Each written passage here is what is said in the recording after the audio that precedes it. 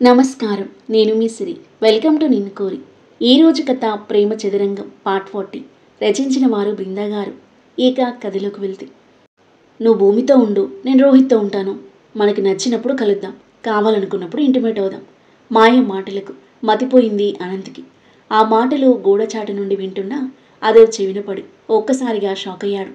మాయ అనంత్లను ఒక కంట కనిపెడుతూ ఉన్న అదో మాయ అనంత్ వెనకాలే బయటికి రావడం గమనించి వాళ్ళని ఫాలో అవుతూ వచ్చి గోడ పక్కన చెట్ల చాటును నిలబడి వాళ్ళ సంభాషణను వింటున్నాడు. అనంత్ ఇలా రెస్పాండ్ అవుతాడా అని కాస్త టెన్షన్ పడుతూ వాళ్ళ వైపే చెవులు అప్పగించాడు అదో. ఏమన్నావు? నేను భూమితో ఉంటూ నువ్వు రోహిత్తో ఉంటూ మనకి నచ్చినప్పుడు మీట్ అవుతూ కావలసినప్పుడు ఇంటిమేట్ అవుతూ ఉందామా? అవును అనంత్. మాయ అనేలోపే అనంత్ చెయ్యి మాయ చెంపను గట్టిగా చెల్లుమనిపించింది. ఆ దెబ్బకు మాయ అదిరిపడినట్టుగా అడుగు వెనక్కి వేసి 5 వేళ్లు అచ్చులు పడి ఎర్రగా కందిపోయిన తన చెంప మీద చేయి పెట్టుకుని రగిలిపోతూ చూస్తుంటే హ్యాపీగా ఫీల్ అయిన అదో పెదవులపై నవ్వు విరిసింది. అనంత్ ఆగ్రహంతో రగిలిపోతూ, ఇంత దిగజారిపోయావేంటి మాయా? నాకు ఇప్పుడే అర్థమవుతుంది. మీ ఆయనకు అమ్మాయిల పిచ్చి కాదు, నీకు అబ్బాయిల పిచ్చి అని. నీ లస్ట్కి ఒక్క మగాడు మొగుడు సరిపోడు అని. నీతో కేఫ్లకు పబ్లకు షాపింగ్లకు తిరిగాను అని బెడ్ మీద కూడా వచ్చి నేను సుఖపెడతాను అనుకున్నావా? నువ్వు మోడర్న్ అమ్మాయివి అనుకున్నాను, కానీ మన వాల్యూస్ మర్చిపోయి పరాయి మగాడితో బెడ్ షేర్ చేసుకునేంత మోడర్న్గా తయారయ్యావని అస్సలు ఊహించలేదు. థ్యాంక్ గాడ్ నీకు నాకు పెళ్లి జరగనందుకు, నువ్వు నా భార్య కానందుకు. మొగుడుండగా పరాయి మగాన్ని డైరెక్ట్గా ఇంటిమేట్ అవుదామని సిగ్గు లేకుండా అడిగే నువ్వెక్కడా? సొంత మొగుడు ముట్టుకుంటే సిగ్గుతో ముడుచుకుపోయే భూమిక్కడ. భర్తను లెక్క చేయకుండా పరాయి మగాలతో తిరిగే నువ్వు భర్తనే సర్వస్వం అనుకొని పరాయి మగాళ్ళ గురించి కలలో కూడా తలుచుకొని సంస్కారం ఉన్న భూమి కాలి గోటికి కూడా సరిపోవు అంటుంటే బాణాల్లా గుచ్చుకుంటున్న అతని మాటలకు అవమాన భారంతో మాడిపోయిన ఫేస్తో ఉక్రోషంతో రగిలిపోతూ చూస్తుంది మాయ. నీలాంటి దాని వెంట తిరిగి అమాయకురాలైన నా భార్యను బాధపెట్టాను. నిన్నొకప్పుడు ప్రేమించినందుకు నేను సిగ్గుపడుతున్నాను. నాకు మందు సిగరెట్ పార్టీలు షికార్లు లాంటి చెడు వ్యసనాలు ఉన్నాయేమో, కానీ అమ్మాయిల వ్యామోహం మాత్రం అస్సలు లేదు. భర్త గురించి బాధలో ఉన్నావనుకుని కన్సర్న్తో నిన్ను హ్యాపీగా ఉంచడానికి ట్రై చేశాను తప్ప నీ మీద నాకు ఎలాంటి వ్యామోహం లేదు. అసలు ఇప్పుడు అనిపిస్తుంది, నువ్వు లేని అబద్ధాలు చెప్పి సింపతి కార్డ్ ప్లే చేసి నన్ను లొంగ తీసుకోవాలని ట్రై చేశావు అని. పాపం రోహిత్, నీ ఎదవేషాలు తెలియక నిన్ను సిన్సియర్గా లవ్ చేస్తున్నట్టున్నాడు. అసలు అతనిలా మోసం చేయాలనిపించింది నీకు? You don't deserve him. నీకు తనతో లైఫ్ ఇష్టం లేకపోతే డైవర్స్ ఇచ్చేసాయి. ఇంకొకరిని పెళ్లి చేసుకుని హ్యాపీగా ఉంటాడు. నాకు నా భార్య మాత్రమే చాలు. నీకు ఇంకో మగాడు కావాలనుకుంటే లోకంలో చాలామంది ఉన్నారు నీలాంటి క్యారెక్టర్ ఉన్నవాళ్ళు. ఎవరినో ఒకరిని చూసుకో, నన్ను వదిలే. ఇంకోసారి నా జోలికి వస్తే నేను ఏం చేస్తానో నాకే తెలియదు. చూపుడు వేలు చూపించి సీరియస్గా చెప్పేసి అనంత్ వెళ్ళబోతుంటే అతని రిజెక్షన్ని డైజెస్ట్ చేసుకోలేని మాయ నో అనంత్ నో అంటూ అతన్ని గట్టిగా వాటేసుకుంది. మాయా లీవ్ మీ అని అనంత్ ఎంత గింజుకుంటున్నా ఎలాగైనా ఆనంద్ దక్కించుకోవాలనే కసితో పంతంతో అతని వదలకుండా గట్టిగా పట్టుకుంది మాయ. అదవి ఎలా రియాక్ట్ అవ్వాలో అర్థం కాక అలాగే మౌనంగా చూస్తుండగా రోహిత్ అటువైపుగా వస్తూ కనిపించేసరికి టెన్షన్గా చూశాడు. అనంత్ లైఫ్ నుండి మాయను పంపించేసి అన్న వదినల రిలేషన్ బ్రేక్ అవ్వకుండా చూడడం అతని ముఖ్య ఉద్దేశం, కానీ రోహిత్ మాయ లైఫ్ బ్రేక్ చేయడం అతని ఉద్దేశం కాదు. అదర్ను చూసి చెయ్యూపుతూ తన వైపే వస్తున్నాడు రోహిత్. వెంటనే దక్షకి కాల్ చేస్తూ రోహిత్కి ఎదురుగా వెళ్ళాడు అదో. Hello Daksh, Rohit out side garden దగ్గర ఉన్నాడు, త్వరగా వచ్చి తీసుకెళ్ళు. అక్కడ అన్నయ్య మాయ డిస్కషన్లో ఉన్నారు. ఓకే అదో, వస్తున్నా అని ఫోన్ పెట్టేసి శ్రద్ధ ఇప్పుడే వస్తాను అంటూ ఫాస్ట్గా బయటకు వచ్చాడు దక్ష్. అదో రోహిత్కి ఎదురుగా వెళ్ళగా అక్కడేం చేస్తున్నావు అదో అడిగాడు రోహిత్ సన్నని నవ్వుతూ. కాల్ మాట్లాడుతున్నాను. అలాగా, మాయ ఏమైనా కనిపించిందా? ఇందాక నుండి చూస్తున్నాను, ఎక్కడా లేదు. మాయనా? ఇందాక వాష్రూమ్కి వెళ్తుంటే చూశాను, అక్కడే ఉండుంటుంది. అప్పటికి వాళ్ళ దగ్గరికి రీచ్ అయ్యాడు దక్ష్. రోహిత్ ఇక్కడున్నావా? నీకోసం లోపల వెతుకుతున్నా, కమ్. రోహిత్ భుజం చుట్టూ చేయి వేసి లోపలికి తీసుకెళ్తూ అదే వైపు చూస్తుంటే బొటన వేలుతో థమ్సప్ సింబాలిక్గా చూపించినదో అక్కడి నుండి అనంత్ వాళ్ళ వైపు వెళ్ళబోతుంటే ఇషాన్వి కాల్ చేసింది. వెంటనే లిఫ్ట్ చేశాడు. అదవ్, ఎక్కడున్నారు? ఏం జరుగుతుంది? బావా మాయ ఇద్దరు కనిపించకపోయేసరికి అక్కలో టెన్షన్ మొదలైంది. ఇద్దరూ ఒకే దగ్గర ఉన్నారా అని అడిగింది మెల్లిగా, పక్కన బయటికి తొంగి చూస్తున్న భూమి వైపు చూస్తూ. కథ మంచి రసపట్టుగా సాగుతుంది. క్లైమాక్స్కి వచ్చింది. ఇంకాసేపు వదినని ఎలాగోలా ఎంగేజ్ చేయి అని చెప్పి ఫోన్ కట్ చేసిన అదవ్ మెల్లిగా అడుగులు వేస్తూ అనంత్ వాళ్ళ దగ్గరికి వెళ్ళి గోడచాటు నుండి తొంగి చూసేసరికి తనని గట్టిగా పట్టు బిగించిన మాయను వదిలించుకొని దూరం జరిగాడు అనంత్. అయినా మాయ వదలకుండా మళ్ళీ పట్టుకుని అతని చేతులతో తడుముతూ మోహంపై ముద్దులు పెడుతుంటే అదవ్కి ఆకుడుగా అనిపించి చూపు మరల్చుకుని గోడచాటుకు వెళ్ళాడు. మాయా, పిచ్చి పట్టిందా నీకు? ఇలా తయారయ్యావింటే అని తన మొహాన్ని ముద్దులతో ముంచేస్తున్న ఆమె మొహాన్ని దూరం తోస్తున్నా అతని తలను 2 చేతులతో గట్టిగా పట్టుకుని అతని పెదవులపై ముద్దు పెట్టింది. అనంత్కి మెంటలెక్కిపోయింది. బలంగా ఆమెను నెట్టేశాడు. నేలపై విసురుగా పడిపోయింది మాయ. అమ్మయ్య అనుకుని రిలీఫ్గా బ్రేక్ తీసుకున్నాడు అదవ్. మాయ గుండె మండిపోతుంటే ఎర్రబడిన కళ్ళతో పళ్ళు నోరుతూ చూస్తుంది. మాయా, మెంటలా నీకు? ఆడదానివా బజార్దానివా? కామంతో కళ్ళు మూసుకుపోయి నీ జీవితాన్ని నువ్వు నాశనం చేసుకోవడమే కాదు, మరో 3 జీవితాలను కూడా నాశనం చేయాలి అనుకుంటున్నావు. నేను చూస్తేనే ఒళ్ళంతా కంపరంగా ఉంది నాకు. ఎరక్కపోయి నీ దగ్గర ఇరుక్కున్నాను. Don't you dare to come near to me. నువ్వు ఎన్ని వేషాలు వేసినా నేను నీకు లొంగను.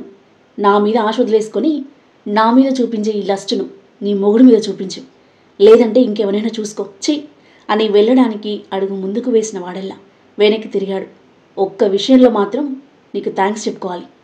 నీ వల్ల నా భార్య వాల్యూ నాకు తెలిసొచ్చింది అని చెప్పేసి అనంత్ వెళ్ళిపోతుంటే చెట్ల మధ్యలో నుండి నవ్వుతూ చూశాడు అదవ్.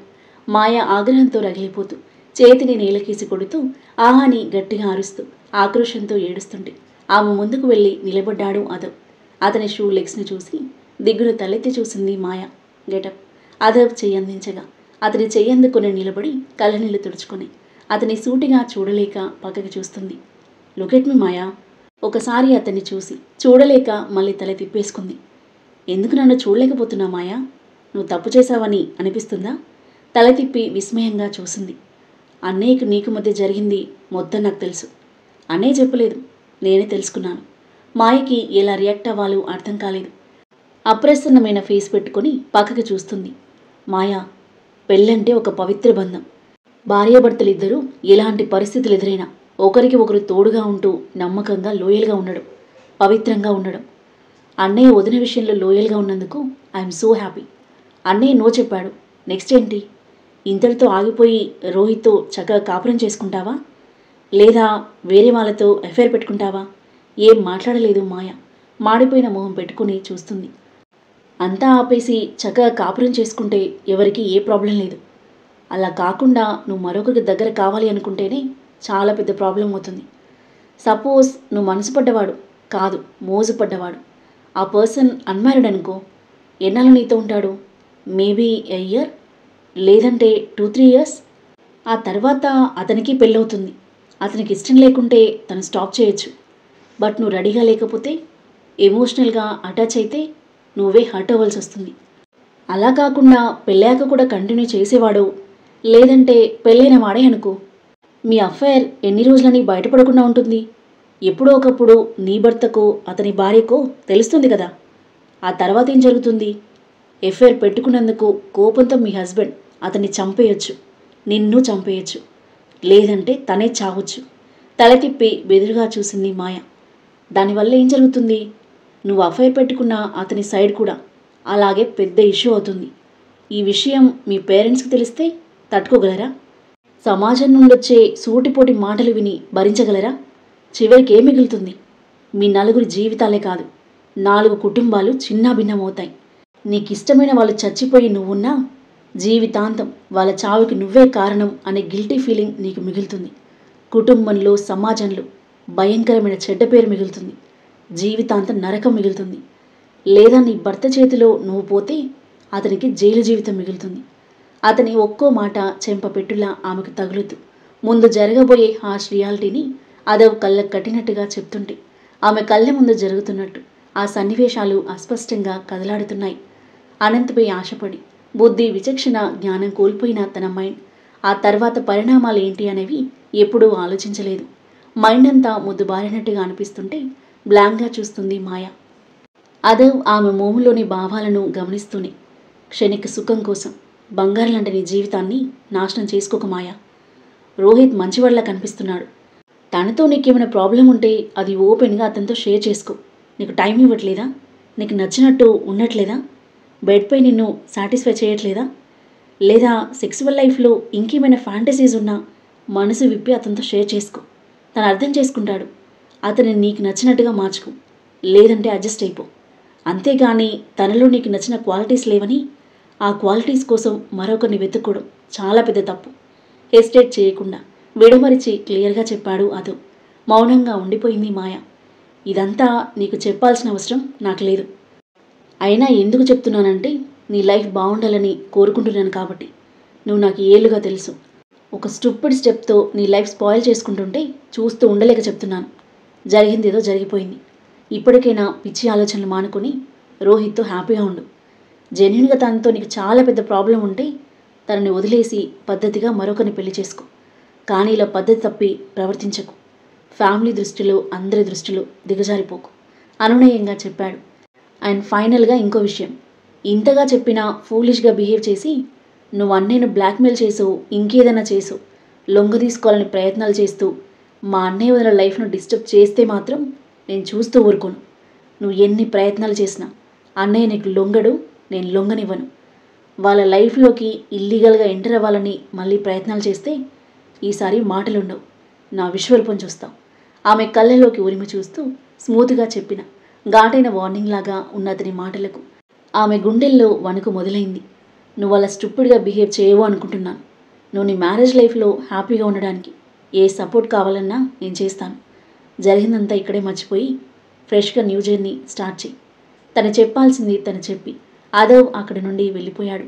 ఇద్దరు అన్నదమ్ములు ఇచ్చిన షాక్కి, మాటలకు మాయ మైండ్ మొత్తం బ్లాంక్ అయిపోగా తలపట్టుకుని పక్కనే ఉన్న చైర్లో కూలబడింది.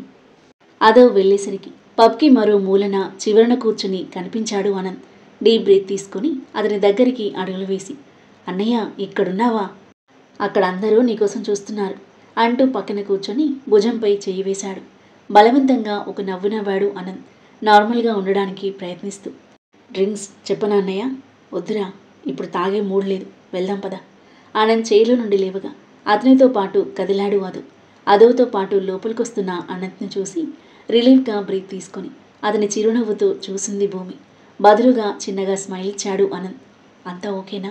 పెదవులు ఆడిస్తూ కళ్ళతో అదవ్కి సైగ చేస్తూ అడిగింది ఈశాన్వి. ఓకే అన్నట్టుగా సన్నని నవ్వుతో కళ్ళు మూసి తెరిచిన అదవ్ తన రెస్పాన్స్ కోసమే చూస్తున్న దక్షకి ఓకే అన్నట్టుగా కళ్ళతో సైగ చేశాడు. అమ్మయ్య అనుకుని డీప్ బ్రీత్ తీసుకున్నాడు దక్ష్.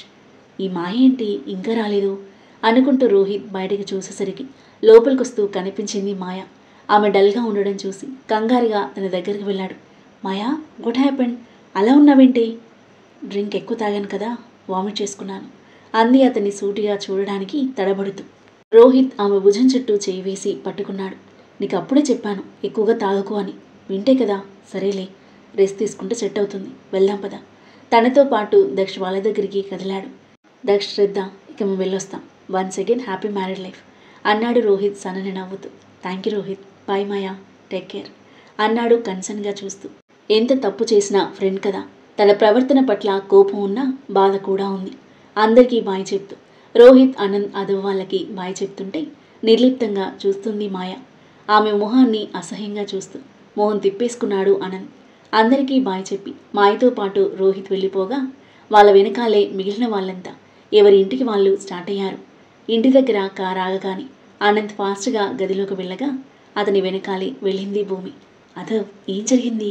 మీ అన్నయ్యకి మాయకి మధ్య ప్రాబ్లం సాల్వ్ అయినట్టేనా? మ్యాక్స్ సాల్వ్ అయినట్టే. ఏం జరిగిందో చెప్పు, సస్పెన్స్ భరించలేకపోతున్నాను.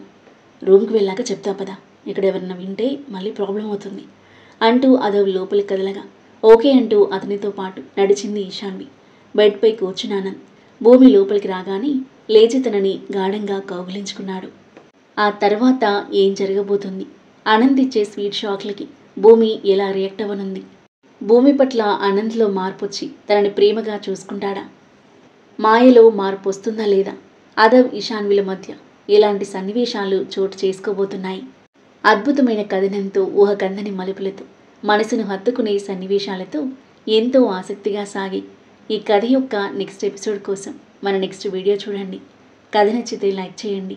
ఈ కథపై మీ అభిప్రాయాన్ని తప్పకుండా కామెంట్ చేయండి. మరిన్ని ఇలాంటి ఇంట్రెస్టింగ్ స్టోరీస్ కోసం మన ఛానల్ని సబ్స్క్రైబ్ చేయండి. Thank you for listening.